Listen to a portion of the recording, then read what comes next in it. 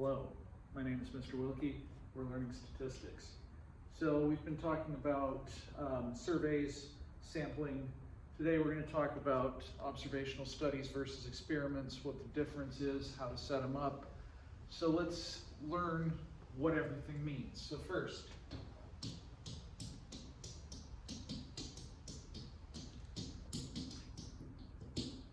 an observational study. Observational study observes. Well, that makes sense, right? It observes, okay. It measures variables.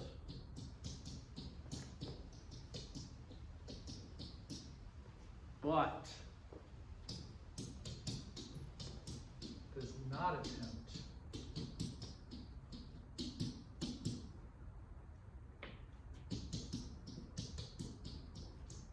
to influence responses. Okay, so let's talk about that. Well, how do we know something's bad for us? We notice, oh, people seem to be dying, or people seem to be getting sick, or something. I mean, cigarette companies said for years that, oh, no, these things aren't harmful at all. But we noticed that, wait a minute, people seem to be dying of lung cancer, and it seems that more of them are smokers than not. So maybe that's what's going on. Let's look at a bunch of smokers and see what they did. That's an observational study. Did that prove that smoking causes lung cancer? No, you can't show causation just with an observational study, but it can give you a good idea what you should do for an experiment, okay? So observational study, you just sort of observe. Makes sense, it's right in the name. All right, let's talk about the response variable. The response variable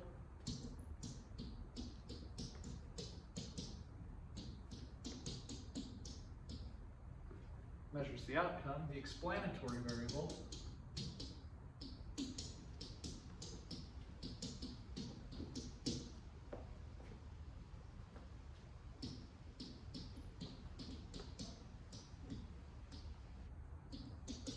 variable may help explain or predict.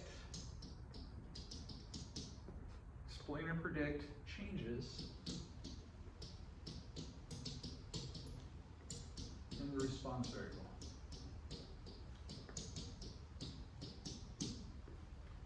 Okay, so we learned explanatory and response variable when we learned linear regression.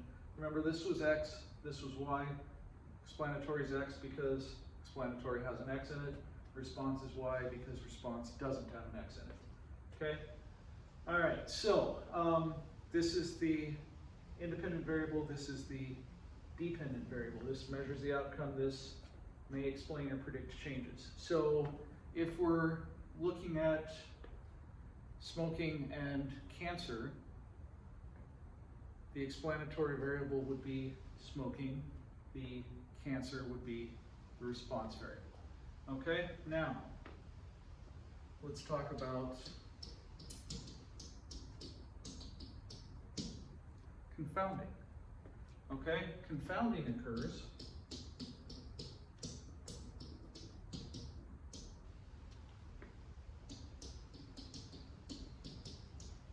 when two variables are associated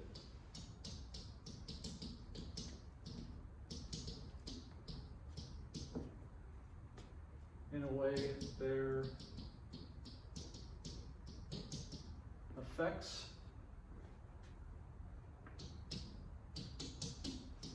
can't be distinguished from each other.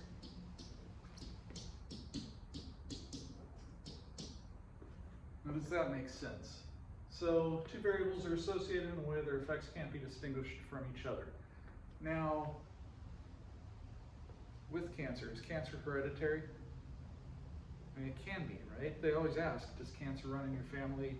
If there's cancer in your family, you have to be a little bit more careful about it, get tested more often. Well, is the same true about addiction? So could it just be that the same hereditary variable that causes cancer is present in the same hereditary variable that causes addiction, and really cigarettes have nothing to do with causing cancer? No, of course not. Cigarettes cause cancer. Don't smoke. It's terrible. Also, don't vape. It's also terrible, and you look dumb. All right, now you know. Okay, so confounding, two variables are associated. Their effects can't be distinguished from each other. So what we do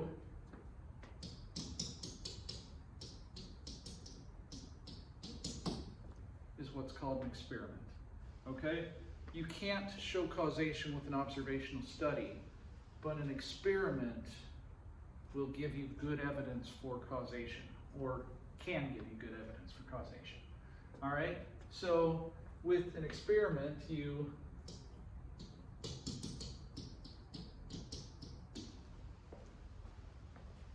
it deliberately imposes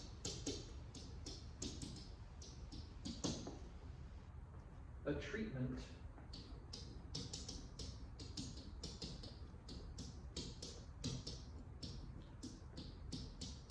on individuals to measure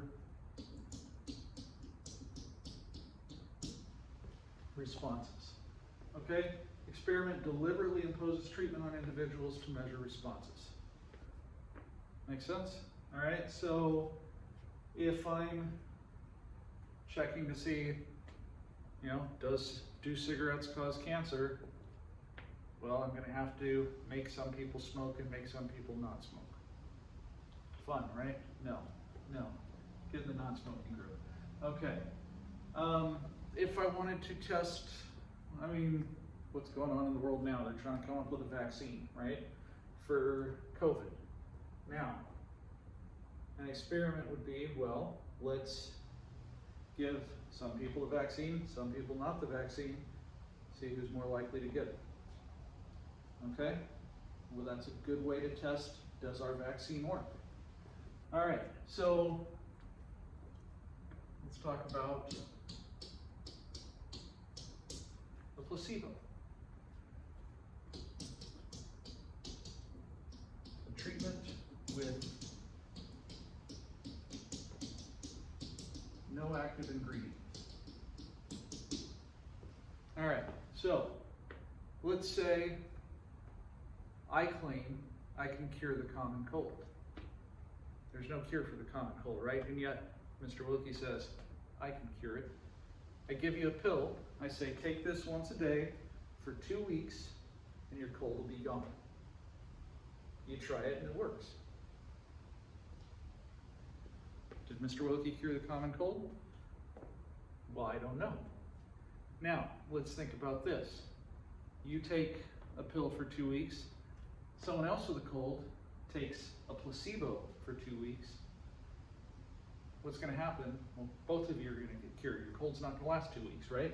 So, did my cure work? Of course not. Right? The cold just goes away on its own in a couple weeks. So, that's why we use a placebo, is to check, would this go away on its own? Okay? All right, so let's talk about what the treatment is.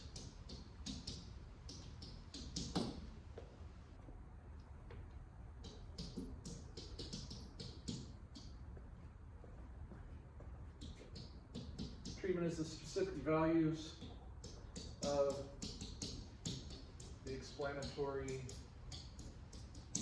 variable. Okay, so what did I give the person to make them better? All right. This is given to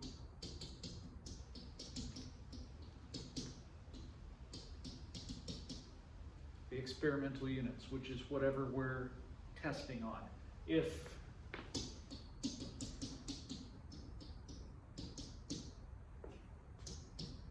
we're testing on people, they're called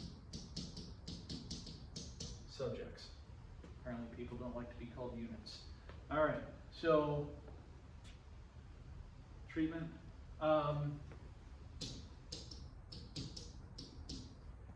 Factor is a manipulated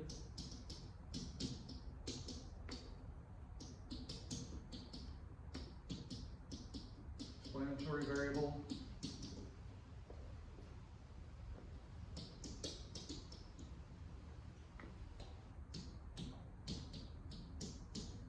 which may cause a change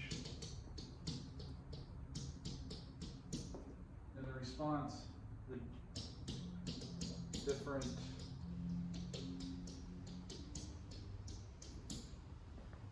values of factors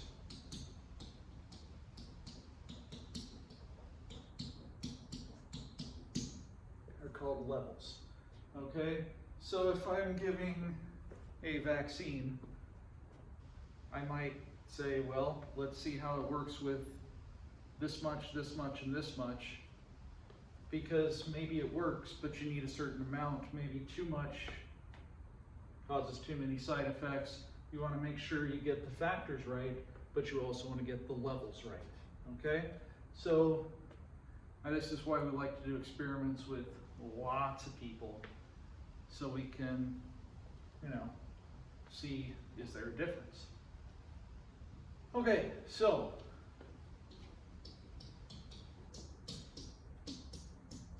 let's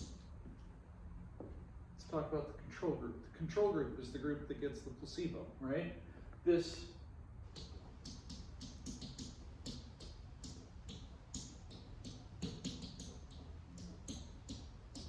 provides a baseline for comparing.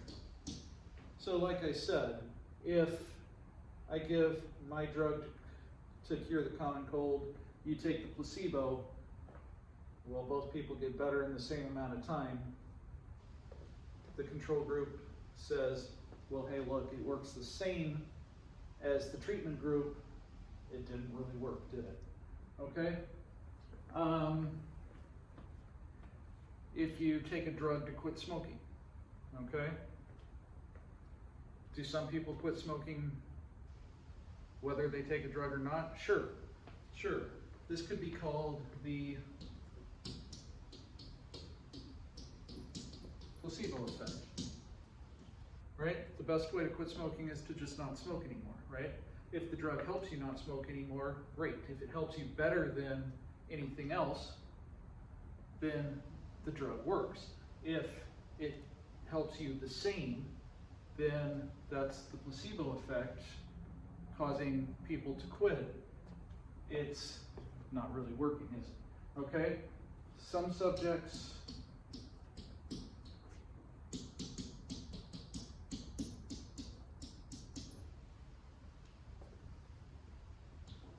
respond favorably to treatment.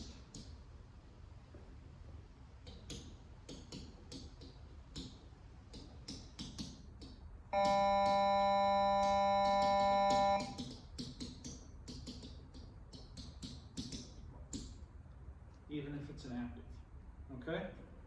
So that's the placebo effect. All right, something else we might have heard before, but let's talk about it.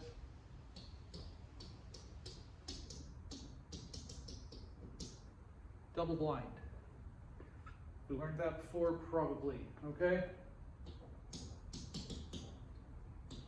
Neither the subjects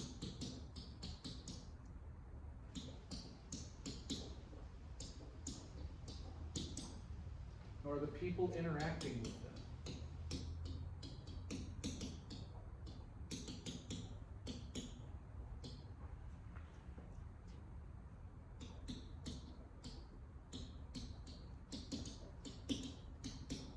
know who is in the control or treatment group.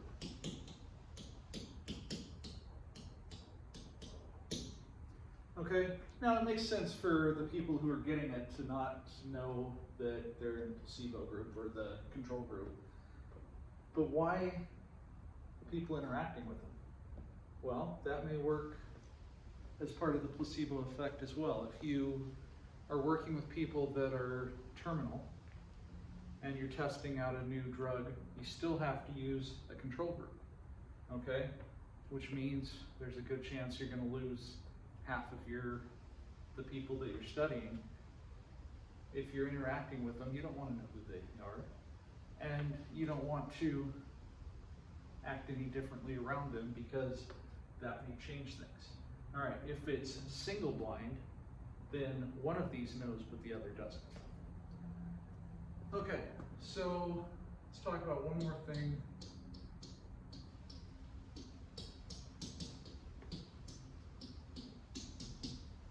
Which is random assignment. Now, remember last time we were talking about how to pick a sample survey, or how to pick a sample to survey, or just to pick a sample. If we're going to do an experiment, I can't just pick people at random and say, hey, come here, you got picked randomly, we're going to help you quit smoking. And but I don't smoke. Well, good, it works. No, we don't do that. So if we're going to test a vaccine on them, they have to be okay with having a vaccine tested on them, right? So we get a bunch of volunteers and we say, hey, thank you for volunteering. We're going to randomly assign you to either the experiment group or the control group, okay? So we do this because this is going to make it more representative of the population. And I think about it, if I wanted to cheat, right? COVID's affecting people differently, right? It's affecting young and healthy people. It seems to be a little bit easier on them than old, sick people. So if I was testing my vaccine and I wanted to cheat, I could say, well, let's assign all the young people to the vaccine and all the old. That's not going to work, is it? We can't do that. We have to randomly assign them. So we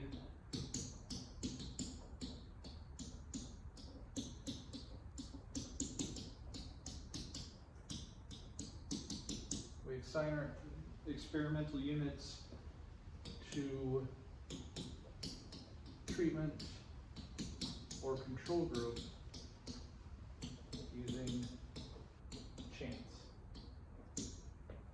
And we can use our random number generators on our calculator. We can use a random number table. We can write everybody's name down and put them in a hat and pick names out one at a time. However you want to do it, you want to make sure that they're assigned randomly.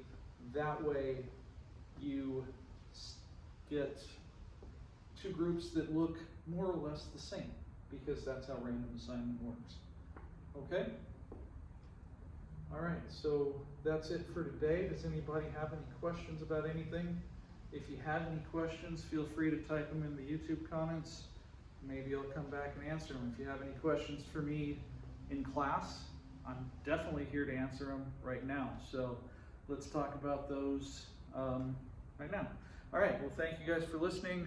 Thanks to Ristitute for the t-shirt, and I will see you guys again soon.